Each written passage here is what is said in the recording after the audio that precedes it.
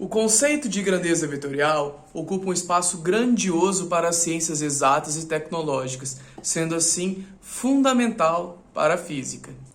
Sabendo dessa importância, na aula de hoje nós vamos falar sobre a diferença entre a grandeza escalar e a grandeza vetorial.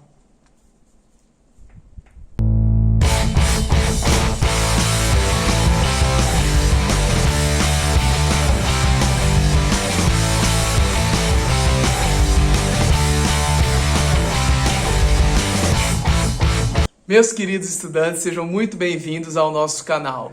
O meu nome é Matheus Finco, sou professor de Ciências Exatas e, sem mais delongas, vamos falar sobre física. Antes de prosseguirmos com a diferença entre as grandezas escalares e vetoriais, nós precisamos entender primeiro o que seria a grandeza física. Uma grandeza física pode ser definido como tudo aquilo que medimos através de um instrumento ou até mesmo um processo. Podemos citar exemplos de grandezas físicas como comprimento, como massa, o tempo, a velocidade, onde podemos fazer suas respectivas medições através de régua, balança, relógio, velocímetro. Então, compreendido o conceito de uma grandeza física, nesse momento nós vamos dividi-la entre grandezas escalares e grandezas vetoriais. Primeiramente, as grandezas escalares. As grandezas escalares são aquelas que conhecemos na forma de um número, acompanhados de uma unidade de medida. Então, para as grandezas escalares, é necessário que você conheça o seu módulo e a unidade de medida.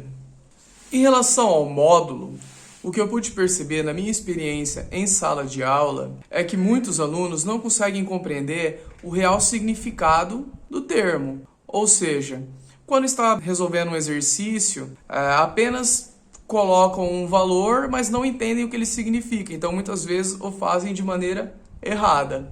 Por isso, vamos tentar entender melhor este termo. O módulo representa o valor de uma grandeza física em sua magnitude ou intensidade. E o que isso significa? Significa que nós não iremos considerar o seu sentido ou a sua direção, mas apenas o seu valor numérico. Vamos então conhecer um exemplo de módulo para que possamos acabar com todas as nossas dúvidas sobre esse termo. Exemplo: Joãozinho tem 1,80 m. No caso, nós não queremos saber se ele tem 1,80 m para cima, para baixo, para a esquerda, para a direita. Nós apenas queremos saber a altura do Joãozinho, ou seja, 1,80 m, seu valor numérico, seu módulo. Perfeito, meus queridos? Então, para identificarmos uma grandeza escalar, resumidamente, apenas precisamos conhecer, como vimos agora, o seu módulo e a unidade de medida. Bem fácil, né, meus queridos? Então, agora, vamos para as grandezas vetoriais. A grandeza vetorial pode ser definida como aquela que não é perfeitamente determinada apenas pelo seu módulo e sua unidade de medida, como as grandezas escalares. Então, a grande sacada para entender a grandeza vetorial é, além de conhecermos o seu módulo e a sua unidade de medida, é conhecer o seu sentido e a sua direção. Vamos exemplificar então as grandezas vetoriais para não restar nenhuma dúvida. Exemplo: vou viajar 1.000 quilômetros para longe de São Paulo. Vocês conseguem perceber como parece que faltou informação? Em que sentido, professor? No caso, nós queremos saber para onde vamos estar nos deslocando. Nós entendemos que são 1.000 quilômetros, mas são 1.000 quilômetros para onde? Para o sentido sul, para o nordeste. É nesse ponto que temos que adotar o conceito de grandeza vetorial para seu sentido e para a sua direção. No caso, a grandeza vetorial representa o deslocamento realizado. Sempre pensem em direção como vertical e horizontal. E sentido, vocês sempre adotem como para cima, para baixo, para a esquerda ou para a direita. Assim, sempre que surgir a dúvida, será que é uma grandeza escalar ou vetorial? Você deve fazer uma perguntinha básica para você mesmo. Essa informação necessita de um sentido e uma direção, ou apenas uma unidade de medida já resolve o problema. Se for dessa maneira, você já matou a questão, correto?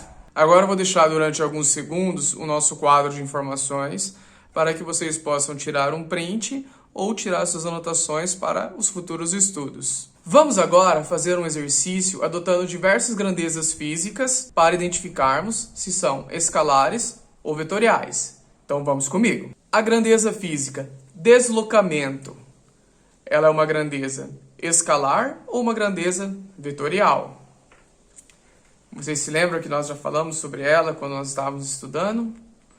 Então, é uma grandeza vetorial. Por quê? Porque ela necessita de um sentido e uma direção. Precisamos saber para onde é este deslocamento. E a velocidade é uma grandeza escalar ou vetorial? A velocidade é uma grandeza vetorial, porque você precisa saber a direção e o sentido para o qual está sendo aplicado aquela velocidade. E quando falamos sobre a grandeza física, aceleração. Aceleração podemos considerar uma grandeza escalar ou uma grandeza vetorial? Isso, uma grandeza vetorial, porque estamos acelerando também para um sentido ou uma direção. E a grandeza física densidade é uma grandeza escalar ou uma grandeza vetorial? É uma grandeza escalar, porque a densidade ela é conhecida pela divisão entre a massa e o volume. Ou seja, o resultado dessa divisão é o número que representa a medida. Quando falamos sobre a grandeza massa, é a mesma coisa que a densidade, porque a massa é o valor que a representa.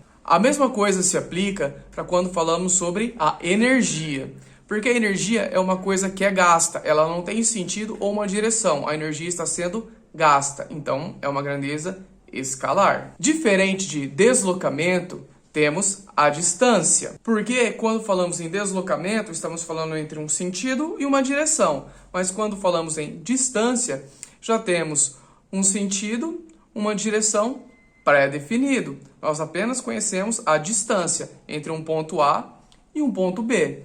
Então, no caso, a distância, diferente de deslocamento, é uma grandeza escalar.